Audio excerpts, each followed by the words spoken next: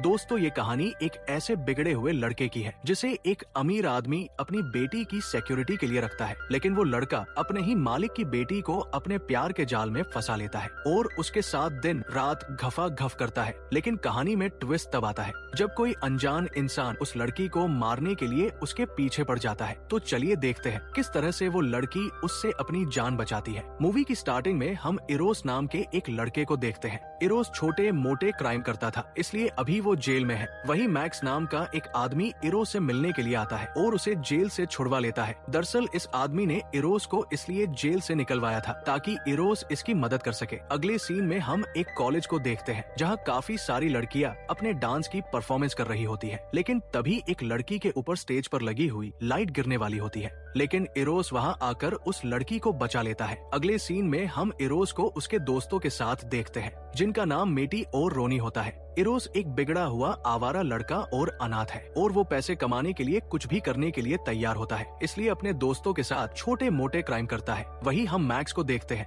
जो अपने फोन पर किसी से बात कर रहा होता है। दरअसल वो मैक्स की ही बेटी थी जिसे इरोस ने बचाया था। मैक्स के बातों से हमें पता चलता है मैक्स की बेटी एना की जान खतरे में है क्योंकि कुछ दिनों से कोई इंसान एना को परेशान कर रहा है। वही अगले दिन एना जब अपनी सिस्टर के साथ ब्रेकफास्ट कर रही होती है तभी मैक्स इरोस को लेकर वहाँ आ जाता है। दरअसल मैक्स इरोस को एना का बॉडीगार्ड बनाना चाहता है ताकि वो उसका ध्यान रख सके। इरोस को देखकर एना अपने डैड से उसके बारे में पूछती है तो मैक्स उसे बताता है आज से ये तुम्हारा बॉडीगार्ड है, इसलिए ये तुम्हारे साथ ही रहेगा। मैक्स के इस फैसले से एना बिल्कुल भी खुश नहीं होती है, इसलिए वो अपने डैड से कहती है मैं इससे बिल्कुल भी खुश नहीं हूँ कि एक नौकर हमेशा मेरे साथ रहे। एना गुस्सा होकर वहाँ से चली जाती है। वही अब इरोस आज से इसी घर में रहने वाला था, इसलिए वो मैक्स के घर को देखने लगता है जिससे इरोस को पता चलता है मैक्स बहुत ही ज्यादा अमीर है और उसके पास कई सारी लग्जरी गाड़ियां हैं। इसके बाद इरोस जब एना के रूम में जाता है तो वो देखता है एना स्विमिंग कर रही होती है, तो इरोस एना के उबलते हुए शरीर की गर्मी को देखने लगता है। लेकिन तभी वहाँ मैक्स आ जाता है। मैक्स इरोस से कहता है मैंने तुम्हें जिस काम के लिए रखा है तुम्हें उस पर फोकस करना है, ना कि मेरी बेटी पर। वही अगले दिन इरोस एना के साथ उसके स्कूल जाता है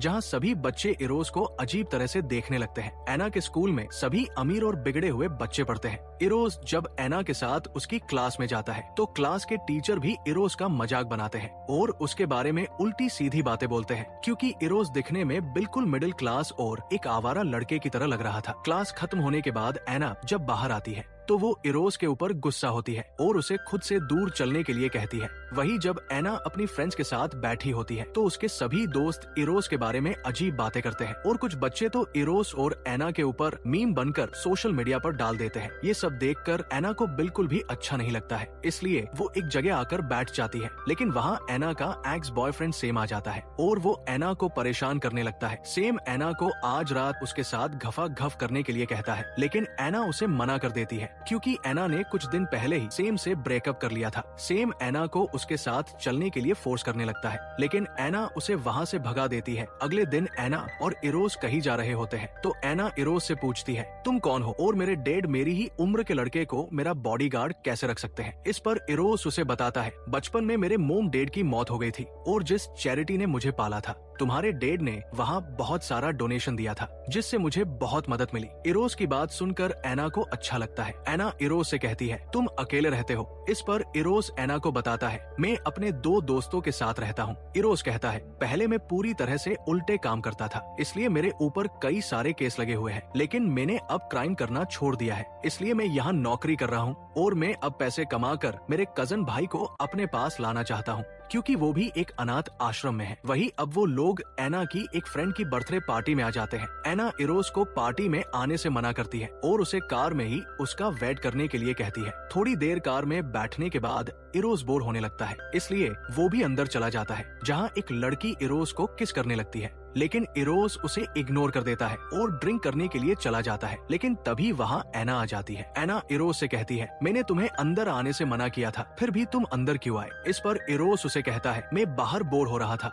वही पार्टी में आए सभी लड़के और लड़कियाँ एक जगह खड़े होकर अपने बारे में बताने लगते हैं। इरोस भी ये सब देख रहा होता है। वही एना का एक्स बॉयफ्रेंड भी वहाँ आता है और वो इरोस और एना के बारे में उल्टी सीधी बातें बोलने लगता है। इससे एना को उसके ऊपर बहुत गुस्सा आता है, इसलिए वो उसके पास जाकर उसके ऊपर ड्रिंक का ग्लास डाल देती है। ये सब देखकर इरोस भी वहाँ आ जाता है और वो सेम को मारने लगता है। और उसे कहता है आज के बाद एना से दूर रहना। इसके बाद एना इरोस को लेकर वहाँ से चली जाती है। अगली सुबह मेटी और रोनी इरोस से मिलने के लिए एना के स्कूल में आते हैं। इरोस उन्हें देखकर कहता है तुम लोग यहाँ क्या कर रहे हो? तो वो इरोस को बताते हैं हमारी किसी से लड़ाई हो गई है, इसलिए तुम्हें अभी हमारे साथ चलना होगा। ये सुनकर इरोस एना को अकेला छोड़कर अपने दोस्तों के साथ चला जाता है। लेकिन थोड़ी ही देर में एना भी अपनी कार लेकर इरोस के पास पहुंच जाती है। ये देखकर इरोस काफी हैरान होता है और एना से पूछता है तुम यहाँ क्या कर रही हो? तो एना उसे कहती है मुझे भी तुम्हारे साथ आना था। वही अब उन लोगों की लड़ाई शुरू होती है।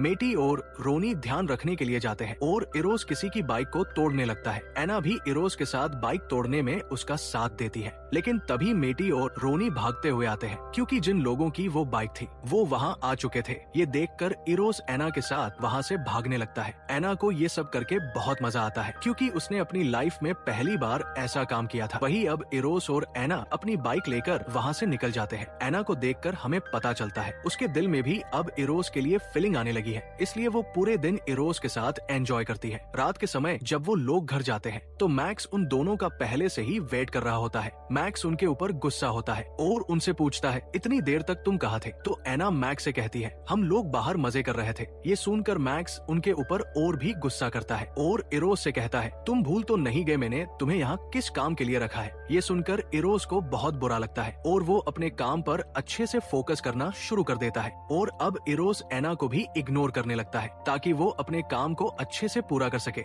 वही एक दिन एना जब स्कूल में होती है तो वो अपने लॉकर से कुछ निकालने के लिए जाती है तो लॉकर से एक गैस निकलनी है जो सीधा एना के मुंह पर जाती है। ये सब उसी इंसान ने किया था जो कुछ दिनों से एना को परेशान कर रहा था क्योंकि वो एना को डराना चाहता था। इसी तरह वो एना को डराने के लिए कभी उसकी गंदी पेंटिंग बाथरूम में बना देता है और कभी उसके बारे में उल्टी सीधी बातें लिख देता है। इन सब से एना काफी ज्यादा परेशान रहने लगी थी, लेकिन वो इस बारे में इरोस से कुछ बात नहीं करती है। वही एक दिन रात को इरोस अपनी ड्यूटी खत्म करके कहीं जा रहा होता है। तभी एना की सिस्टर इरोस के पास आती है और उसे बताती है किसी ने इरोस का फेक अकाउंट बनाया है और वो उसे फालतू की फोटो भेज रहा है। ये देखकर इरोस उसे कहता है एना से कहना मुझे उससे बात करनी है। लेकिन एना की सिस्टर इरोस से कहती है तुम कहाँ जा रहे हो? हमें भी तुम्हारे साथ चलना है। ये कहकर वो वहाँ से चली जाती है। इसके बाद एना और उसकी सिस्टर तैयार होकर बाहर आ जाती है और इरोस के साथ चली जाती है। इरोस उन दोनों को लेकर एक क्लब में आ जाता है जहाँ इरोस के दोस्त रोनी और मेटी पहले से ही वहाँ आए हुए थे। एना देखती है इरोस के सभी दोस्त उसके जैसे ही है और वहाँ इरोस को सभी लोग अच्छी तरह से जानते हैं और सभी लोग इरोस को वहाँ लीजन के नाम से बुलाते हैं। ये देखकर एना इरोस से काफी ज्यादा इम्प्रेस हो जाती है। वही लिली को इरोस का दोस्त रोनी मिल जाता है, इसलिए वो एना को अकेले छोड़कर उसके साथ मजे करने के लिए चली जाती है। इसके बाद इरोस भी एना के पास आ जाता है। एना इरोस की किस करती है और वो दोनों साथ में काफी डांस करते हैं। अगले दिन इरोस और एना बीच पर घूमने के लिए जाते हैं जहाँ एना इरोस से उसके मोम डेड के बारे में पूछती है, उनकी डेड कैसे हुई थी। तो इरोस उसे बताता है मैं जब 6 साल का था तब एक हादसे में मेरे मोम डेड की मौत हो गई थी, लेकिन लोगों को लगता है वो हादसा मेरी वजह से हुआ था और मैंने अपने मोम डेड को मारा है। एना इरोस से कहती है लेकिन तुम तो उस समय बच्चे थे, इसमें तुम्हारी क्या गलती है? इस पर इरोस एना को कोई जवाब नहीं देता है। वही कुछ दिनों बाद एना का बर्थडे होता है, इसलिए वो इरोस के दोस्तों को भी अपनी बर्थडे पार्टी में इनवाइट करती है। लेकिन मेटी और रोनी पार्टी में आकर पागलों जैसी हरकतें करते हैं और भूखड़ की तरह खाना खाने लगते हैं। इरोस को ये सब देखकर अच्छा नहीं लगता है, इसलिए वो उन्हें ये सब करने से मना करता है। लेकिन वो दोनों इरोस की कोई बात नहीं सुनते हैं और मैक्स के रूम में आकर उसकी चीजों को देखने लगते हैं। वही अब शाम हो जाती है। एना जब अपने रूम में बैठी होती है तभी कोई खिड़की से एक बोल फेंकता है। एना जब उस बोल को देखती है तो उसमें एना को किसी ने मारने की धमकी दी थी। ये देखकर एना बुरी तरह से डर जाती है, इसलिए वो जल्दी से जाकर इरोस को इस बारे में बताती है। इससे इरोस समझ जाता है जो कोई भी एना के पीछे पड़ा हुआ है वो इस पार्टी में आया हुआ है, इसलिए इरोस जल्दी से सभी लोगों को वहाँ से जाने के लिए कहता है। इसके बाद इरोस मैक्स के रूम में जाकर वहाँ का सीसीटीवी चेक करने लगता है। लेकिन तभी इरोस को मैक्स की लॉकर से एक फोटो मिलती है जिसमें इरोस के मोम डेड मैक्स के साथ होते हैं। ये देखकर इरोस पूरी तरह से हैरान हो जाता है और वो सोचता है मैक्स उसके मोम डेड को कैसे जानता है। इरोस इस बारे में एना को भी बताता है तो एना भी ये देखकर हैरान होती है और वो इरोस से कहती है आखिर मेरे डेड और तुम्हारे पेरेंट्स का क्या कनेक्शन था। एना अपना और इरोस का मूड सही करने के लिए इरोस के साथ रोमांटिक होने लगती है तो इरोस भी इसमें एना का साथ देता है और वो दोनों एक दूसरे की प्यास बुझाते हैं। वही अब कुछ दिन बीत जाते हैं लेकिन अभी भी एना को अजीब धमकियां मिल रही थी। एना और इरोस को एना के एक्स बॉयफ्रेंड पर शक होता है क्योंकि एना ने उसे छोड़ दिया था। शायद इसलिए वो ये सब कर रहा है। इसी बात का पता लगाने के लिए एना और इरोस सेम के घर उसकी बर्थडे पार्टी में जाते हैं, जहाँ एना और इरोस सेम के रूम जाकर उसके कमरे की तलाशी लेने लगते हैं। लेकिन तभी वहाँ सेम आ जाता है। ये देखकर इरोस और एना एक अलमारी में छुप जाते हैं। सेम एक लड़की को लेकर अपने रूम में आता है और उसकी गुफा में धमाके करने लगता है। सेम को देखकर एना का भी मूड बन जाता है, इसलिए वो इरोस को गर्म करने लगती है। लेकिन तभी गलती से नीचे कुछ गिर जाता है, जिससे सेम को पता चल जाता है अलमारी में कोई है। सेम जब अलमारी को खोलता है तो उसे वहाँ इरोस और एना दिखाई देती है। एना सेम को लात मारकर इरोस के साथ वहाँ से भाग जाती है। एना को ये सब करके बहुत मजा आता है। वही जब वो लोग घर आते हैं तो उन दोनों का भी मूड बन जाता है, इसलिए वो दोनों एक दूसरे की सवारी करने लगते हैं। अगले दिन इरोस और एना जब स्कूल जा रहे होते हैं तभी उनकी कार से धुआं निकलने लगता है। ये देखकर वो दोनों कार से बाहर आ जाते हैं और उनकी कार ब्लास्ट हो जाती है। इन सब से एना अब और भी ज्यादा डरने लगी थी। इसके बाद जब वो दोनों घर आते हैं तो मैक्स भी वापस आ गया था। मैक्स को इरोस और एना के बारे में सब पता चल गया था कि वो दोनों रात में क्या करते हैं, इसलिए मैक्स उन दोनों पर काफी गुस्सा होता है और वो इरोस को जॉब से निकाल देता है। इरोस मैक्स से पूछता है, आप मेरे मोम डैड को कैसे जानते हो? तो मैक्स उसे बताता है, मैं तुम्हारे पेरेंट्स को अच्छे से नहीं जानता हूँ, लेकिन वो कभी कभी मेरे रेस्टोरेंट में खाना खाने के लिए आते थे। ये सुनकर इरोस समझ जाता है मैक्स उनसे झूठ बोल रहा है, इसलिए इरोस वहाँ से चला जाता है। वही अब कुछ दिन बीत जाते हैं। इरोस और एना ने भी अब एक दूसरे से मिलना छोड़ दिया था और वो अब एक दूसरे से बिल्कुल भी बात नहीं करते थे। वही एक दिन एना जब अपने रूम में सो रही होती है तभी उसे अपने बिस्तर के नीचे से एक बुक मिलती है। एना जब उस बुक को देखती है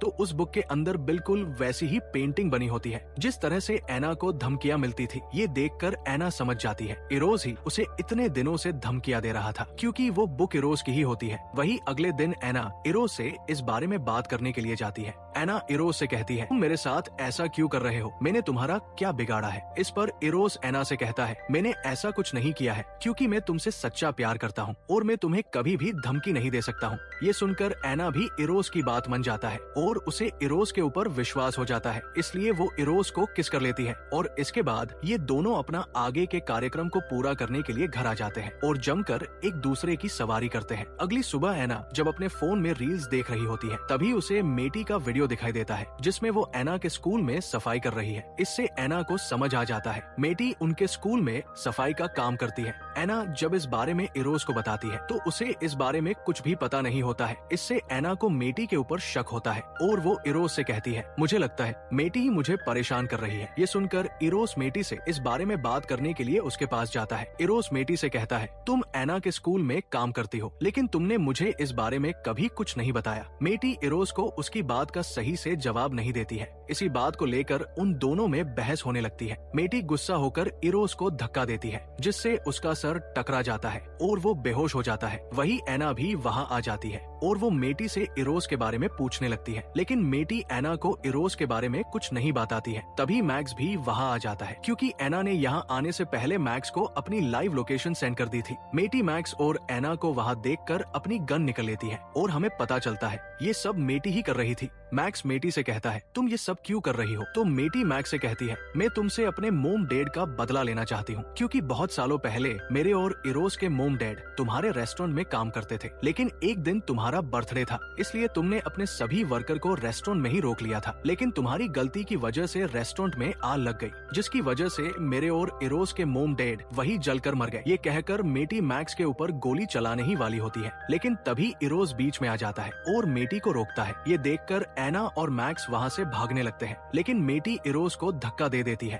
और मैक्स को शूट करती है, जिससे मैक्स की वही डेथ हो जाती है। इसी तरह से मेटी ने मैक्स से अपने मोम डैड का बदला ले लिया था। वही हम कुछ दिनों बाद का सीन देखते हैं जहाँ इरोस एना के साथ होता है। एना को अपने डैड की मौत का कोई दुख नहीं था, क्योंकि उनकी वजह से रेस्टोरेंट में काम कर रहे बहुत सारे मासूम लोगों की जान गई थी। इसलिए एना अब इरोस के साथ ही रहती है और इसी सस्पेंस के साथ इस मूवी की एंडिंग हो जाती है। दोस्तों, मूवी पसंद आई हो तो वीडियो को लाइक और चैनल को सब्सक्राइब करना ना भूले। Thanks for watching.